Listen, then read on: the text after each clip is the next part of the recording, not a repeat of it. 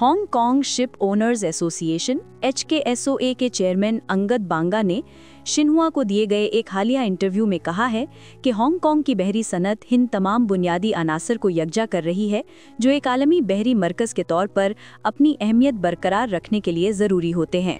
I can say that I'm extremely excited. मेरे ख्याल में एक आलमी बहरी मरकज़ के तौर पर हांगकांग का मुस्तकबिल बहुत रोशन है।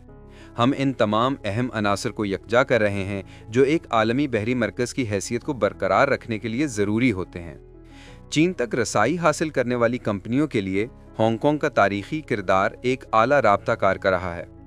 इस वक्त चीन में सनती शोबे के ताकतवर मराकज़, खिदमात फराहम करने वाली नुमायां कंपनियां और मालियाती इदारे उभर कर सामने आ रहे हैं, जबकि हांगकांग एक अहम मरकज़ की हैसियत से चीनी कंपनियों को आलमी उफुक पर ले जाने में मुआविन का किरदार अदा कर रहा है।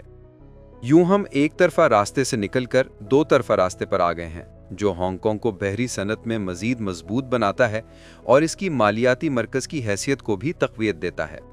ये एक ऐसा संगम है जहां मुख्तलिफ सकाफ़तें, कौमियतें और ज़बानें एक साथ परवान चढ़ती हैं और दुनिया की सबसे आज़ाद मईशत में ये सब मुमकिन है।